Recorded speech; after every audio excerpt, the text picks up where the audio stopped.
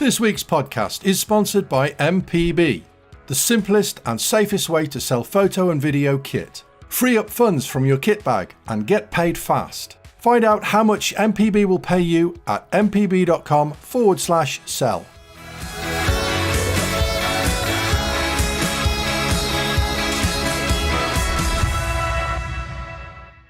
Good evening and welcome to the AV Forums Movies Podcast. Tonight I have with me Simon Crust. Live long and prosper. How's it go? Yeah, that's the one. Yeah. Who will always be my friend, yes. Oh, that's And easy Mark with that hand. Costello. How strange is that?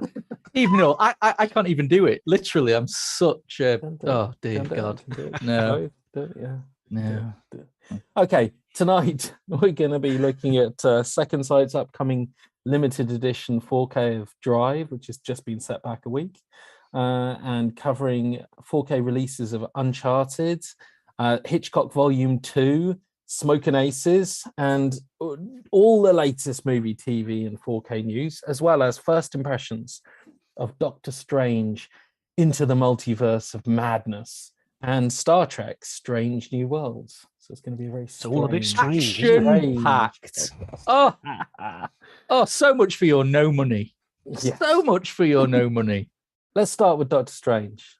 Go on then. Doctor Strange, because it's so relevant to my background. Sure. Okay. Yes. Let's rewind and do competitions first. I got way ahead of myself there, guys. Apologies. Quick, use the Eye of Agamotto. Quick. Go, Mark. Tell me what we can win. Competitions. Right. So as ever, you can win a huge amount of disc-based goodies. You can win The Boy Behind the Door, Constantine, House of Mystery, and Criterion's April and May titles, all on Blu-ray, all of which were featured in my, if I do say so myself, rather excellent April and May top 10 movie Blu-ray rundowns, as well as Uncharted, Sing 2, and Belfast on Blu-ray, together with Scream on 4K. So head on over to avforums.com/competitions to enter. All competitions are open to eligible AV Forums members resident in the UK. Nice. And then previous competition winners, Hank Charlie won a copy of Ghostbusters Afterlife on Blu-ray, and we managed to get him a 4K upgrade. Oh, it's like real life Apple. Oh, He was quite chuffed with that, actually. He hadn't Excellent. seen it and wanted to watch it, which is Oh, always brilliant. a good thing for a prize winner. Evad won Soulmates Season 1 on DVD. Tommy1391 Lake Mungo on Blu-ray. Blu-ray? 4K? Yes. 4K. No, Blu-ray. Nicholas B won Silent Enemy on Blu-ray. Draped in Darkness won Gift Horse on Blu-ray. Nice. ISIS 1981 UK won the Good Karma Hospital Complete Series 1 to 4 DVD box set. Big fat box set. Dimension AEB won a copy of Young Rock Season 1 on Blu-ray, and patron Dave CH won The Babadook on 4K. Congratulations, one and all. Nice. Hefty prizes. Absolutely. So let's talk about Doctor Strange. Now. We can't give away anything, but just Is it in strange? case. It is, and it involves the multiverse and madness. Okay. Moving on. Yeah, I can confirm it is a film. I really enjoyed it. For some reason, the 7 that I gave it is being regarded as extremely negative. I put a recommended on there just to clarify. It is an above average rating. But It's an above average score. yes, you'd think. Average is 5. It is. 6. I'm not sure. I'm not sure anymore. Really. Okay. I think maybe I should have given it a 9. When Kaz doesn't give anything a 6, people start to worry. Yeah, I get confused. 6 or Yeah. 9. Yeah. I enjoyed it. I had some had to come to terms with certain things about it, including the fact that for me, after Spider-Man, I was expecting Doctor Strange in the Multiverse of Madness to be Doctor Strange in the Multiverse of Madness. And it was probably more Doctor Strange deals with WandaVision after WandaVision finished. And that was a really good film. And I really enjoyed it. But it took me by surprise and probably took me half of the film to realize that what you should really do is sit down, watch the whole of WandaVision, and then watch Doctor Strange in the Multiverse of Madness, in which case it'll be a fantastic film-sized conclusion to that TV series. So from that little description there, does one have to have seen WandaVision to get the most out of? Pretty much, yes. Yes, very much so.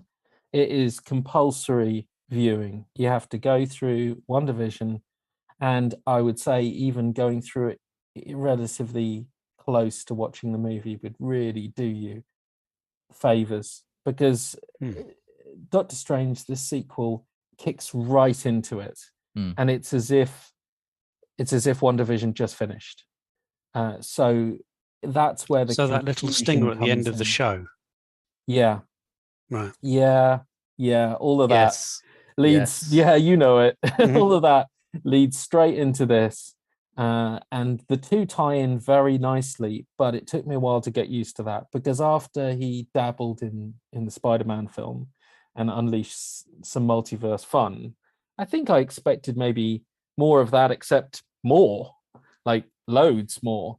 But it isn't kind of like that. And the posters and no doubt the trailers give it away.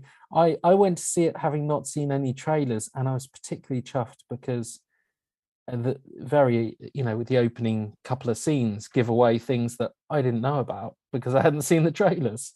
So it's a very good film. It's also worth bearing in mind that it is, more than any other film before in the MCU, a director's film. This is a Sam Raimi film. It's almost unfettered Sam Raimi. He's gone back to all of his Evil Dead playbook rules and trademarks and favorite actors, and he's decided to just bring that into the Marvel universe. And he picked a good realm to do it in, because there's plenty of room for spirits and witches and sorcerers and undead thingies in Doctor Strange, especially featuring Wanda.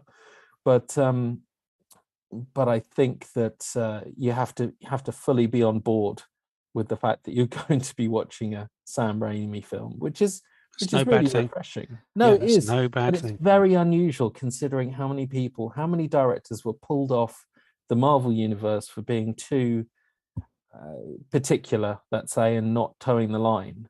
Whereas it appears he was given final cut within guidelines, I think, final cut privileges. Yeah, but he's had form, hasn't he? I mean, he's had 3 dabbles in the Marvel universe already, hasn't he? And he did it well. You look at those 3 Spider-Man films, and they were not, barring possibly the Doc Ock opening in Spider-Man 2, that you wouldn't be able to say that they were a Sam Raimi film. No, but that's what I'd say. It's misleading, isn't it? He's had those 3 Spider-Man films. I expected a Doctor Strange film from the guy who did those Spider-Man films. I didn't. I got to get the Doctor Strange film from the guy who did Evil Dead and Drag Me to Hell, which was great. But I'm surprised that Marvel let him do it. But it worked, because I think it didn't start with Raimi, did it?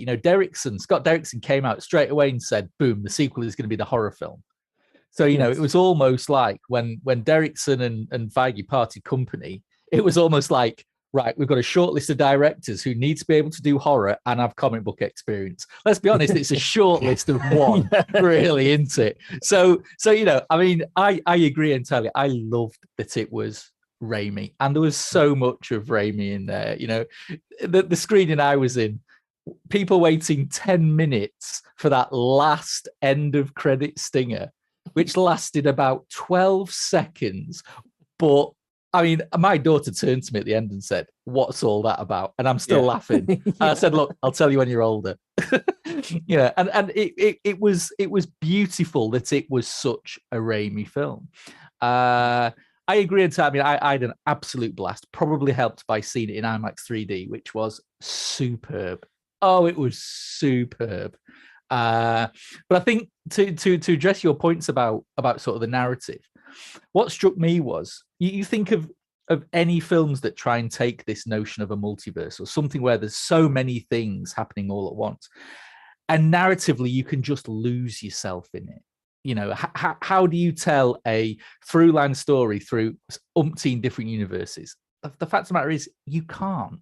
So I think we got just the right amount of different universes, different strangers, shall we say, Yes. different Yeah. you name it, to maintain the integrity of that story. So yes, my daughter was disappointed that there was no madness. There is. I don't think it's a spoiler to say that there are short little trips through lots of universes, shall we say? And my daughter wanted much more of that. But as the title leads you to believe. Well, but I don't know what's a spoiler side these days. Yeah, I understand. I know. I Well, understand. I mean, it's tough because I think if you've seen What If, you've seen what they can do. Yeah. So maybe it's difficult because a part of me wanted a bit more of that.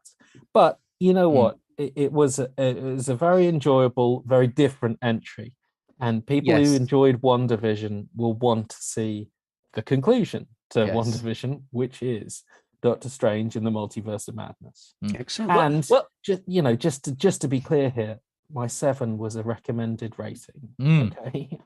Yes. I mean, one of the things I will say about it, wasn't it due to come out nearer WandaVision? Yeah, finishing? I think the whole timetable worked backwards because WandaVision was the first, I think, to be released, and it wasn't supposed to be. It was supposed to be the other way round, and it was supposed to come later. Falcon was supposed to be first, wasn't it? So I can imagine if they plotted it out, this being much, much closer. I mean, I understand that narratively it's supposed to take place after Spider-Man. I personally, if they could go back and do it again, wouldn't have necessarily done it that way. I'd probably considered Spider-Man after this. Yeah, I agree, because I think with the Phase 4 films, with Black Widow, Shang-Chi, Eternals, if you have that run of 3 and suddenly you stick in Multiverse of Madness, boom, suddenly it looks an awful lot better. But the fact that it came straight after Spider-Man, which was such a success, I think expectations were probably through the roof unfairly. But I agree with you. I had an absolute blast with it. I thought it was just great fun. Some absolutely amazing cameos, which I won't spoil, obviously, some of which we knew if we'd seen the trailers. Trailers are there to be watched. You do know that. This is why I didn't watch the trailers. So, and there's a whole podcast material there. Yeah, trailers. I'm good without it. Well, but you've seen the Top Gun Maverick trailer, though, haven't you? I was forced to watch it a couple of Sundays ago, was it, Kaz? Last Monday? Yes. You sat me down, said, watch this. And, it didn't really give away a great deal, though, I will say. No, first apart one. from you need to watch this, which is what trailers are supposed to do. Yes. Yeah. I think Top Gun did it well up until the latest one, but I'm digressing. Sorry. Yes. We need to talk 4K. We're going to talk about 4K news briefly because they're going to release 2 titles that I'm definitely going to get on 4K, which is Event Horizon and Ronin. They're the 2 I picked up on just a couple of days ago, I think. I love Event Horizon. I know it's utter nonsense, but I have a lot of time for it. It's kind of awesome. When did you last watch it? I watched it very recently because it's on 4K in Apple. Yeah, I watched it 6 months ago. We all got it on Apple because it was on for $3.99, I think. 4K Dolby Vision on Apple. Yeah. So. Poor old Tom. We're all going, we're having it on Apple, and Tom's going, I hate Apple, but I hate Apple. No. He's not pressing buy, but yeah, we all watched it. I mean, I really have a lot of time for Event Horizon. It could have been better. And I feel that's interesting because when it first came out, it was derided a little bit, but it was of its time. And the fact that it sort of stands up now, 18, 20 years later, however long it is quite remarkable. I thought it would have been looked at with more than a hint of cheese, shall we say. Yeah, I think it's not. Is it 97? No. It's 97. Yeah. I think it's a lot older. I think it is very cheesy, but I think the practical sets and the adherence to like hell in a spacecraft kind of works. Also, I love the cast. The cast are just great. Lawrence Fishburne is just. I mean, no one would have him as the captain of anything, but he's fabulous. Oh, he was in this. Morpheus. I know, but He was he's captain not of the Morpheus world. than this. It's he's more the not. fact that someone let Sean Pertwee into space. Yeah, Sean Pertwee. I mean, did no one see Dog Soldiers? He couldn't even handle a rifle, let alone a spaceship. Sean Pertwee's having a bad day in space. Sam Neill he's having his own. He's having his own issues there. And Jason Isaacs with the worst American accent ever. Jason Isaacs, yes. It's great. It's a great cast. Practical sets, some very, very creepy sets that make no sense. The spaceship, it's not like the spaceship was designed by hell. It's like the spaceship is supposed to be a spaceship they sent somewhere. They get to it, and like the doors open, and they're made of spikes that close together, and they go into the main power room. And it's a giant globe where there are spikes all the way around the wall. Who? Why? Why would you do that? Because it's cool. Of Galaxy Quest. Because it's cool. It's health and safety, guys. I mean, it's just it's the nerd fact. It's based off of a cathedral design, so the ship is shaped like a cathedral. Yes, I can see that. See that. I think it's. I mean, considering it's the guy who did Resident Evil, it's even shot really well. There's an early shot where the spinning camera that lands on Sam Neill through a window pane of his space shuttle. Did anyone pick up the Shout Blu-ray from a couple of years ago? I think I did, yes.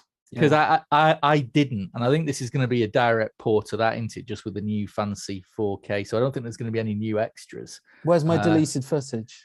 Yeah, where's the mythical scenes that were never ever shot? Yeah, where is it?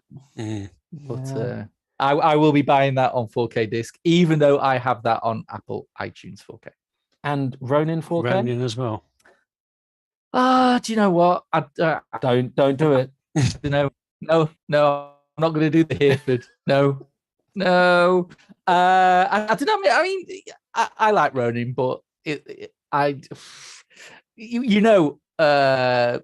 Arrow are going to do it, don't you? That's going to be the next to their 4K release slates. If Kino are doing it over in the States and Arrow have got it over here, Arrow will sling it out on 4K sooner rather than later. So I'll wait for that. Yes, that's fair enough. I mean, I've got a lot of time for Ronin.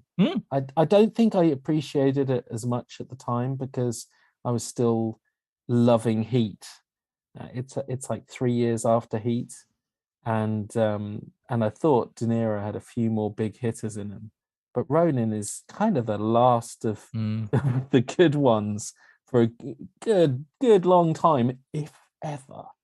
And it is worrying a little bit. Again, 24 years on. But I think that was 98, wasn't it? I think. Yeah, but I mean, I got big into Mamet after that. And I love his dialogue. I remember when I saw it, I thought, what is this dialogue about? And then I just watched every David Mamet film after that and went, that's what this is about. Yeah, where's the car chases? Yeah, where are they? That was the first audio commentary I ever listened to, the Ronin one with John Frankenheimer, and I was amazed. Just the fact that he's going, see, in this shot, we were in France. Oh, and on the reverse shot, we're in the studio. And in this shot, we're in France. And, and I just sat there going, mind blown everywhere. Oh my God. Awesome. Yeah, I got a lot of time for that. Right. So what have we actually got in hand? I mean, the big coup is I've got Drive 4K from Second Sight. I mean, from what we hear from Second Sight, it seems as if the people in their own QA company got their check discs late. Sorry, guys, I got mine early. But they've delayed the release a week because they couldn't sign off on it. I can sign off on it. I'm just saying, I'm signing off on it. But first, we're going to have a look. Let's look at Smokin Aces because no. I want to hear about Drive, quite frankly. Fine. Okay. Don't tease us. Looks and sounds great. So tell us about Smokin Aces. Yeah. No, go on. It's Drive. Watching Drive again was just immense. I did it for my birthday, so I sat down and we watched Drive in 4K Dolby Vision with Dolby Atmos. turned up. The kids didn't wake up, and it was, and that's nothing to say bad about the Atmos track. It was fantastic. I absolutely loved the movie. It was shot on a budget, I think, of something like 15 million, a nothing budget. It's tremendously stylish. And I think that some of the cameras involved weren't the highest of resolution, but you can't tell from this.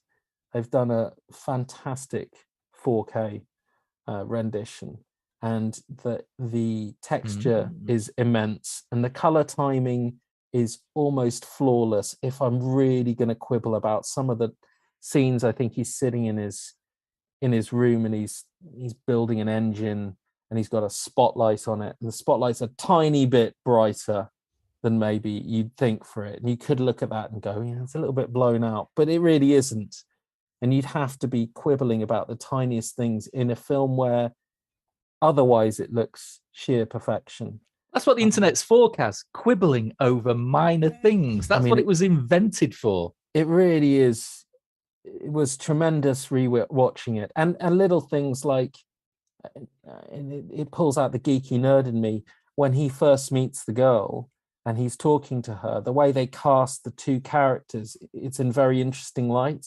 So it almost looks like he perceives her as being this, which she is, I suppose, in terms, this kind of pure, innocent person, because they cast her in one shot with this fantastic picture postcard, like sunlight from behind, while he's cast in half shadow and by the doorway.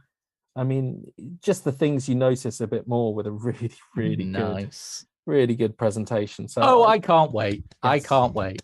Pleased to that. I hope that answers your question there, Stevie DR. How does Drive look? Yeah, it looks fantastic. Atmos track is great. The LFE really does keep it going with the beat of that soundtrack. And I thought that the gunshots when they land are pretty shocking. I mean, it's got shocking violence in it, but they add the extra shock on the scenes through the base. Nice. I mean, it's really well done. I don't have a finished set, so I can't tell you how pretty the actual box is. Sorry, I know. And you can't tell Tom how great the book is either. No, I can't tell Tom. If I had the book, I wouldn't be able to tell Tom how great the book is. But it's a great set. It's fantastic. And we'll have a competition running for it as well. So excellent. Stay tuned for that. Excellent news. So what else do we have? We got Smokin Aces. Should we do Smokin Aces quickly? We can do Smokin Aces quite quickly if you like. It's great. There you go. Excellent. It's the film is, yes, and as expected on the thread, it's proved somewhat divisive. It's an it's no. I love it, but it really is an acquired taste because tonally it is all over the shop. Yes. 1 minute it's some high octane, high concept. I think I said bullet ballet in the review.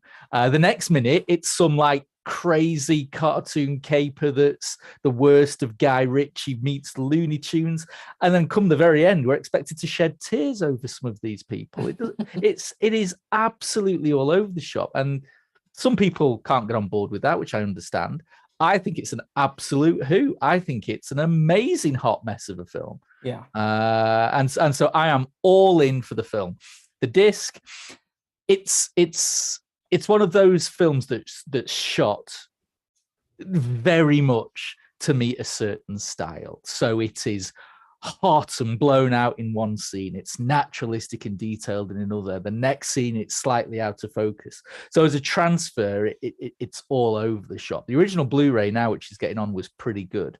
But I think what this 4K does for me, it just adds that little extra sheen of detail where it wasn't before. It manages the grain slightly better. I did a very quick A/B between the old Blu-ray and this one.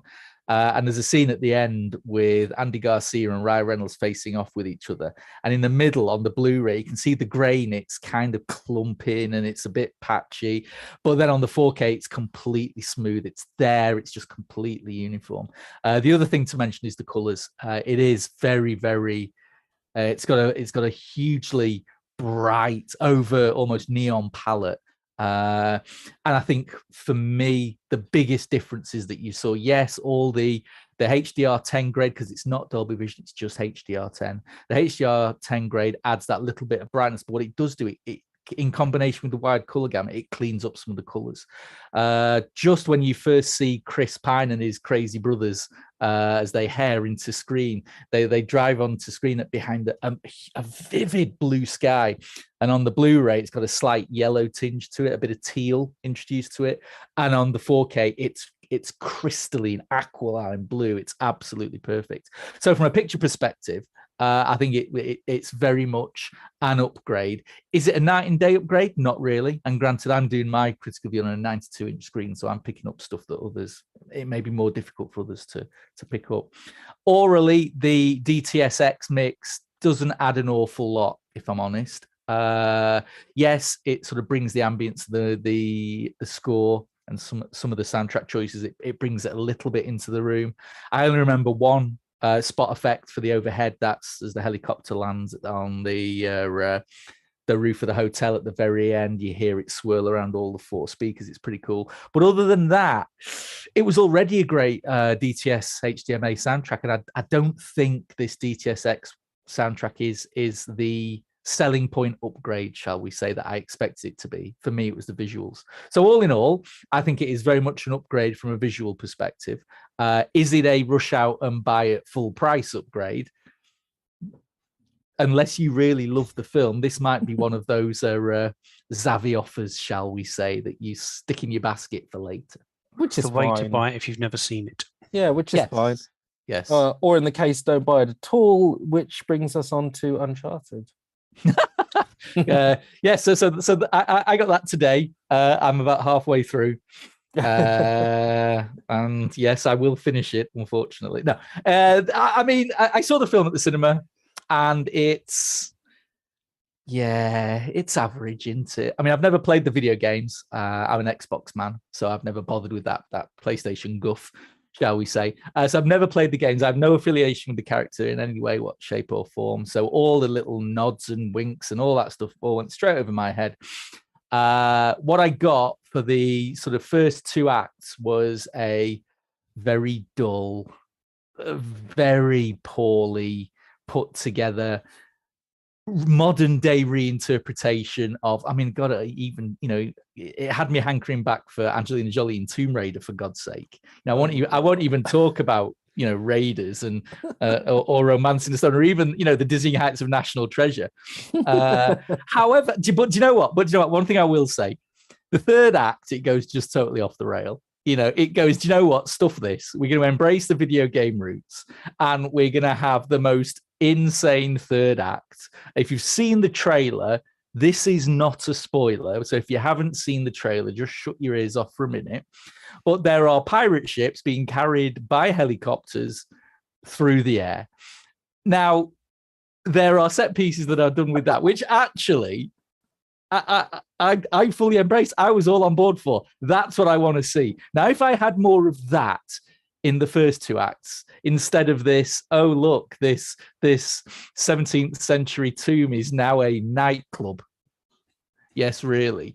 All that kind of crap. If it had done away with that and just embraced the silliness of the 3rd act, it would have been so much better. But as a film, it's passable, it's watchable, it's now really special. However, it is Sony doing 4K, and we know Sony do good 4K, and this is good 4K. It's annoying, isn't it? I mean, I don't know about you guys, but you must have seen enough Sony 4K discs. You can spot them a mile off. I don't know what they do, but you can spot a Sony transfer a mile off. They have proper QA, don't they? Yeah. All the pictures are in the right order, for starters.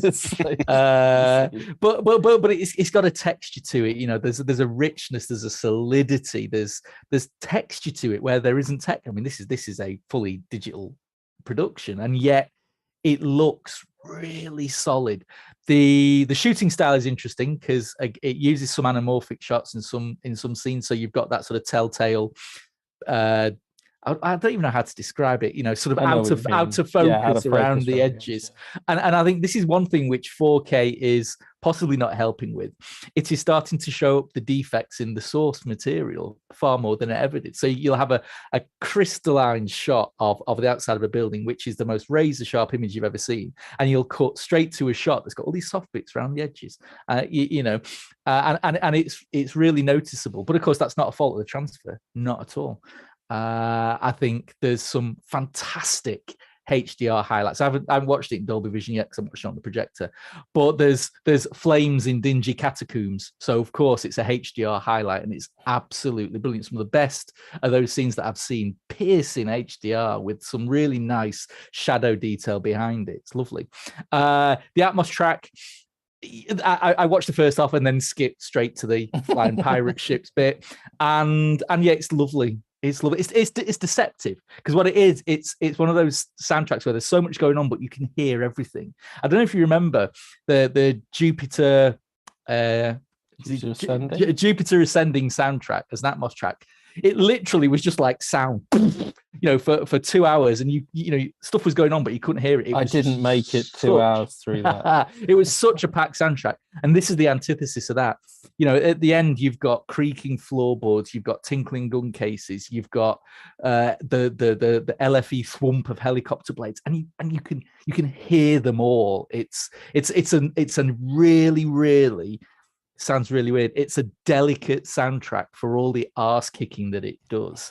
And of course, it's got all the good stuff like LFE as ships are slamming into mountains. There's some real gut busting LFE in there. So yeah, I think at the halfway through the film, it's a bang average film on an absolutely stunning 4K disc. Who could have predicted that? Yes. Nice. Tell us about Hitchcock. What do we think? Yeah, Hitchcock. Come on. It arrived. We know it arrived. It arrived. It did arrive. Open the box. Open the box. Open the box. Gentlemen and ladies, it arrived about half an hour ago. I would love. I've not had chance to. I would love it if this is just porn. I didn't think to do that. Oh, it's the wrong package. Volume 2. I did bring down my original Blu-rays of the sets that I've got of Hitchcock here, all of which, not this one. This is the slightly different one. This is not the Universal set. The Universal set here contains everything that is on Part 2 and Part 1, the 4K of Bloor, Part 1 here, or Volume 1. And I was just looking at this cover here. This was released in 2012, 10 years ago. I can't believe this set is 10 years old. I digress. So here we are. This is, I'm hoping that this is the Hitchcock set, Volume 2. Out today. Okay, let's do it this way round, shall we, so everyone can see. Oh, no! Imagine. Scissors. Oh, Scissors. Scissors. No, we don't use scissors. You. So there we go. Oh, we have Blu-ray. It Nice. is 4K Ultra. I'm joking. Yeah. There we go. Shall we pop it open completely? Why not? And I'm going to show you how weak my fingers are. So should we take guesses now as to how many of these discs are cocked up? No, it'll be fine.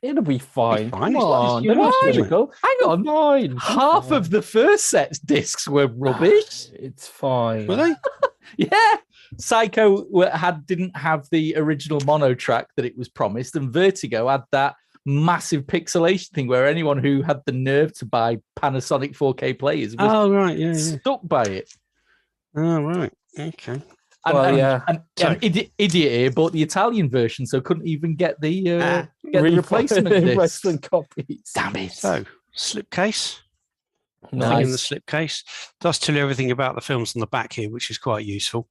It's got Blu-ray and 4K. Now, I've done a little bit of research on this, knowing that this was coming, trying to find out if they are fully remastered and they are native 4Ks. It appears to be so, but finding corroboration of that is difficult, shall we say. So it's a big flappy opening. Is that the technical term there, Si? Big flappy how else would you call it? Nice. Big flappy opening thing. Wow, that's quite a long set, isn't it? impressive, though. Actually, And they're- with this. The discs are the 4K discs are on top, as they should be. Yeah, that's so annoying 5 to me. sets. I have to flip them all around. God, why don't they put them on top? Why would I be buying a 4K release to watch the Blu-ray? Exactly. Yeah, it does seem a bit strange that the Blu-rays, doesn't it? So presumably the Blu-rays are the same masters as the 4K. I mean, this was a pretty good set, and there was quite a lot of mastering done for this. 10 years old though, so I'm pretty confident in stating that these have been remastered. I imagine on the into first 4K. set, we had Rear Window, Vertigo, Psycho, and the Birds. We did. So the original Blu-ray box set had 9 films? Are we saying? The original Blu-ray set was a book set like this, and it had how many in it? 9. Oh dear. It probably had more in it. Yeah. Well, let's count them, shall we? Whoopee! Wow. 2, 3, 4, 5, 6, 7, 9, 8, 12, 9, 10, 16. 11, 12, 13, 14. So I guess I'm interested 14 because the films. first 4K release had Rear Window, Vertigo, Psycho, and the Birds, which to me are absolute They're classics. masterpiece classics. Yep. This new set, which includes 5 more releases, Is a bit strange. Saboteur, Yep. Shadow of a Doubt, Yep. The Trouble with Harry, Yep. not Harry Styles, Marnie, and Family Plot. Yes. I So mean, they would be the lesser known. I mean, you're The missing B theme. Let's call it the B theme. Yeah. Shall we? let's not. I could actually do with a Hitchcock set which didn't have more than 2 of these, maybe Yes. 3 if I'm being super generous. I find they're it saving really the best odd. for the rest for. I'm hoping what for happens season is 3 you watch them and you decide it's like the Columbia Volume 2 set, which on the face of it was eclectic, but actually when you went into it, it was quite nice having all those films. These films, I mean, the thing is, though, look what you're comparing them against. You know, those first 4 are are classics of cinema. Yeah. Are there not more that we could name from Hitchcock? Well, but not that Universal own, and that's the problem. Yeah, but that really is the problem. Well, Because- to be fair, they shouldn't have spunked their load doing the 4 of those in the volume Yes. 1. That's what they Yeah. shouldn't have done. So we should be grateful they did that. Yes. Yeah, I mean, you still got Rope, the man who knew too much. How many versions of the man who knew too much? Torn You got both of Curtain. them, yeah. Topaz, Frenzy. I would put but there's still a Rope. few to go. You know, I would- but that'll be season 3 or volume 3, Mm. presumably in another couple of years. Oh, that is clever actually, because if they release 3 with like Rope, and I'd probably go for Torn Curtain. If they release a volume 3, which I like, then I'll need volume 2. Yeah. Just because I'll be really annoyed with volume 1 and volume 3 on the shelf. Also, I like Barney. I mean, No, God, these films are good. I mean, her they're Sean Hitchcock Connery. after all. You know, they're not. The trouble with Harry is light and frothy, but it's It's a still weird one, isn't it? good. Yeah, it's walking still around with a dead good fun. Yeah, yeah. You know, so yes, you're right. These are very much lesser Hitchcock, but that's like saying, there's a Spielberg box set that doesn't have Jaws, Raiders, E.T. You know, in it. It's just got some of his lesser ones in. You know, they're still great. Yeah, they're still great. Yeah. Maybe. So, yeah. You're not selling me on Trouble with Harry. Trouble with Harry is great, and Saboteur is actually really good as well. I like Saboteur. Yeah, they're not bad. They're just Okay. Not Psycho. they're not psycho. Okay. Put in your place. Oh, right. Come on, Rope. If you take out that whole one shot thing of it, it's ropey. Quite I frankly, like Rope. I got There you time for go. Rope. it's no Dial M for Murder. Speaking of Where's Dial M for Murder? That's not owned by Warner's. Universal, is it? That's I don't Warner's. care. Buy it back or don't give me Yeah. this. Anyway, That's in a completely Sorry. different set. Yeah, That's yeah, why yeah. that's why they come out separately. so yes, that is a very nice set, Simon. I'm glad you've received it. I would love Yes, to me have too. I that can't set. wait for the God. reviews, Mr. Crust. Get them watched and get them written about. Come on. Well, You give got me a until couple of days midnight. on that one. TV. we're gonna really briefly talk about Paramount Plus, which is Well, you finally are. coming. No, we're going to talk about the fact that it's finally coming to the UK. Mhm. It's coming in a month, which is pretty good considering I had no, I wouldn't have put money on it coming before the end of the summer. You know, it was one of those ridiculous things where they could make money off it, but they're going to take their time. I'm not sure what the tech specs are. They're saying 1080p, which is annoying because I think you can pay for a 4K upgrade in the US. Well, can you only watch it via Sky, or can you take out? No. It'll be like one of those sub plans that you can get. You know, there'll be an Apple app and Apple TV box app or whatever you want to watch it on. But on Sky, it sounds like Sky. Is it Sky Movies are getting it for free if you're a Sky subscriber, but if you're a Now TV Sky Cinema subscriber, you're screwed. So if Sky subscribers will get, I think, all of this for free. Nice. Which is really nice. But I'm not. So I'll be getting Paramount and be really annoyed until they give me the chance to upgrade to 4K, because I'll pay for it in 4K. The fact that they don't roll that out on day one is ridiculous. What they do roll out on day one is their back catalogue of Yellowstone, 4 seasons of Yellowstone and the prequel season. I've reviewed the first 2 and I can't wait to do the next 2 because we got it on Channel 5 or something in this country. I mean, I don't know how we got it, but I waited until it was out, I think, on Blu-ray. Is this a Yogi Bear origin story or something? Yeah, it is. Yes. It's you've never done Yellowstone? It's TV. I don't watch TV unless it's got Mulder and Scully, dragons or boobs in it. That's it. There are boobs in it. So there you go.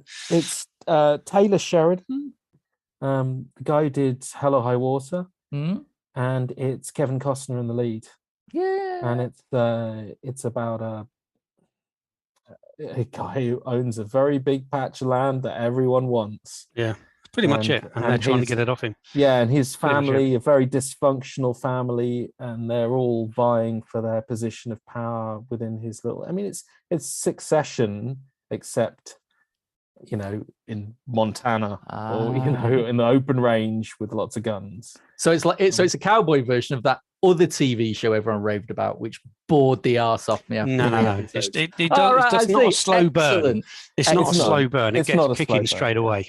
Yes, it is. It is very good. I mean, I've heard interesting things about season 3 because I heard it connects to season 4. Yeah. So I haven't. Oh, you've seen season 3? Mm-hmm. Oh, is it good? It's okay. Yeah. Okay. It's gone a little bit off the praise indeed. rails. Sold. Gone a little bit off the rails. First 2 seasons are outstanding. Yes. Third one goes a little bit off the rails, concentrating a little bit more on the girl rather than the family dynamic. So, it's okay. It's not. It hasn't quite got the impact that the first 2 had. There are some great episodes in the first 2. There's a real shock one in the second one. I mean, it's if you watch TV, Mark, I would recommend it, but you don't, so no. But also westerns, you must love westerns. I do love westerns. You would. It's got a lovely modern western vibe in it. Really does. It does. And it's Costner. How much decent new Costner do you get the chance to watch with him in the lead? I mean, he's fabulous in it. He's really, really good in it. I can't wait for that. I can't wait for the prequel series as well, which is Sam Elliott, I think. I think about that. He's 1880. He's not that old. Looking forward to that. And they've greenlit a 5th series, so I'm glad there's finally a genuine place you can actually watch it without having to wait a decade. They've also got The Offer, which is about the making of The Godfather. Not sure that's really hooked me. The Man Who Fell to Earth with Chiwetel Ejiofor. That's not getting good reviews, that isn't. Mordo, what are you doing?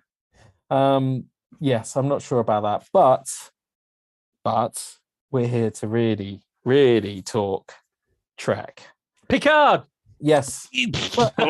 Firstly, give us a 60-second highlight reel of what you thought come the end of Picard.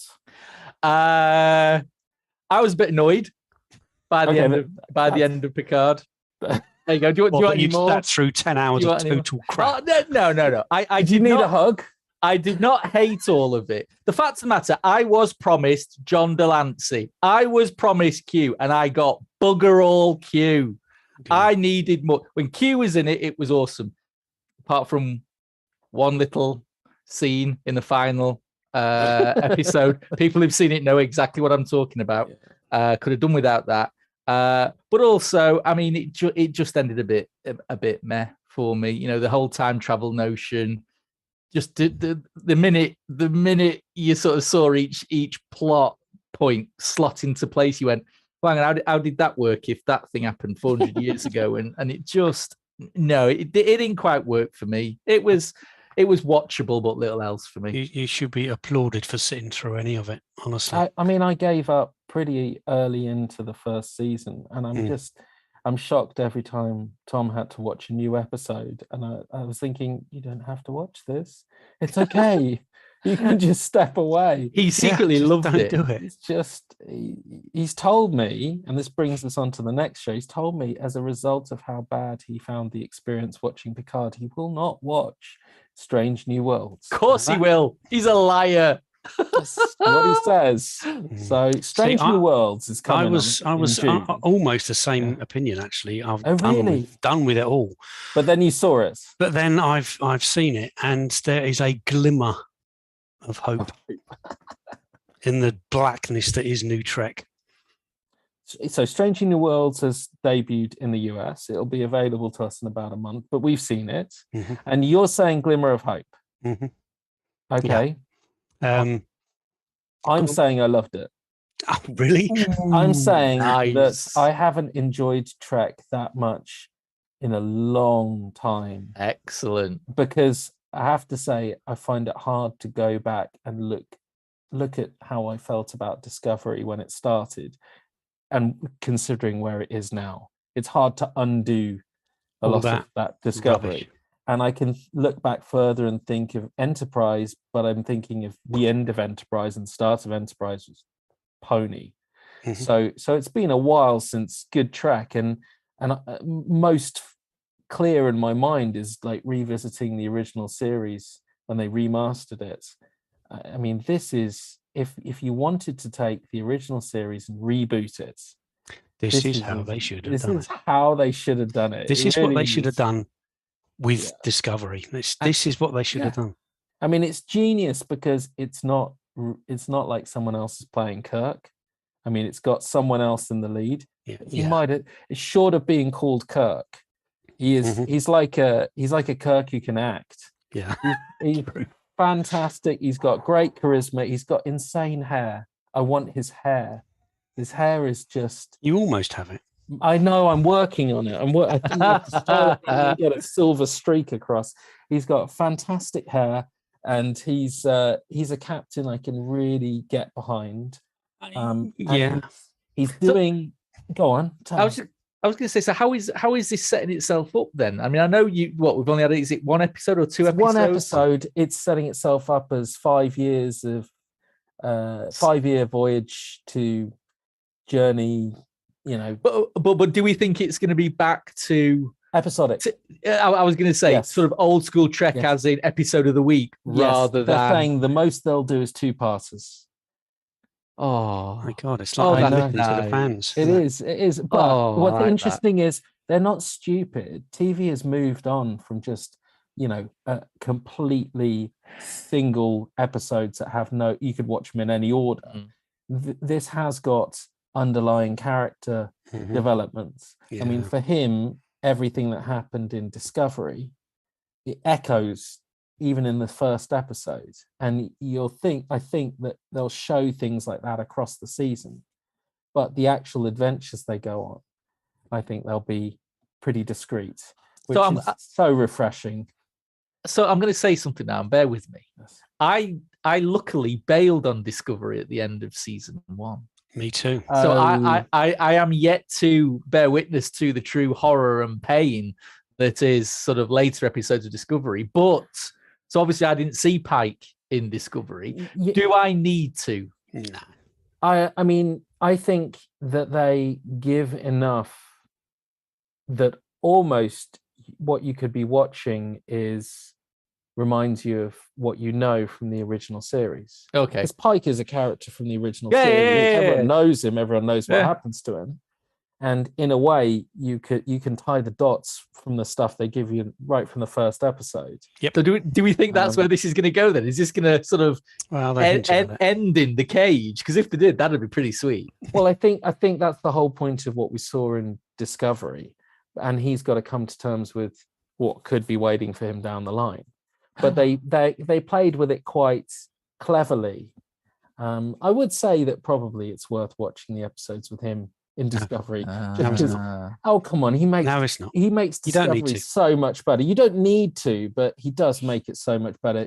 People knew as soon as he landed on the bridge in Discovery, as soon as he started wandering around, they needed a spin-off show with this guy, Anson Mount, doing, Captain Pike on a proper decent Enterprise. I mean, the opening credits was just fantastic. They as good as Peacemaker. It's good to hear that. Do they all dance? Do they all No, dance no, the no. 80s tunes? Oh, No, disappointing. No, but they make you think that Trek could be good again, which Yeah. is in its own way as good as Peacemaker. The opening credits, true. as Simon says, is a monologue, and then you get some really lavish shots of the Enterprise cascading through different universes. I mean, yeah, it's it's all cool. very Oh, It's all amongst very- the, shit porn. in It amongst the is. 22 Oh. producers that they've got on the show. I mean, but you Oh. could watch those credits again and again. It's very nicely done. And the tune is, a revamp. Reminiscent. Yeah. Original reminiscent. series tune. I mean, they've gone, we've made a lot of mistakes. Yeah. Let's just go back. Let's all just the way stroke back. the egos Yeah. of all the fans for a little while. Yeah. And they really did. Yeah, they really Nice. did. They really did. So, Right, I will watch this. It's not Yes. got Mulder and Scully or dragons or boobs in, but I will watch it. could be There good, may be dragons. Unlikely to be boobs. could be good track. Could be. I recommend it. Excellent. I'll give it more than a 7 just in case people get confused. Right. I think that's kind of it for today. Are we I think done? I Oh. think we can do a podcast competition, then we can breathe. Oh, we're spent. So I've got the Cerebro collection here for someone to win. But Nice. they have to answer the question. And the Make it a question- tricky one. Make it a It is tricky one. The Kaz. question is, which one of the X-Men uses Professor X's Cerebro computer? Oh, you swine, I know, Kaz. it's You a really- swine. It's a hard one. It's so there you go. Yeah, that's it for the AV Forums Movies podcast. My thanks to Hurrah! both the hardware and movies teams, and to Mark and Simon, for actually long turning up. Tom, come on. Yeah, Davis, you swine. If you enjoyed this podcast, please give it a like and subscribe to the channel. Let's hit the notification bell so you don't miss out when we publish our live streams, product reviews, and more. You can follow us on Twitter and Facebook and bookmark avforums.com for the latest reviews, news, and videos. And plus, why not leave us a 5-star rating on whichever service you use, if they allow it, but only if you enjoy the show. I'm Kaz Harlow. Thank you for watching and listening, and join us for the next podcast on the 23rd of May for Top Gun. Whoa. Yes. Come Thank you. on.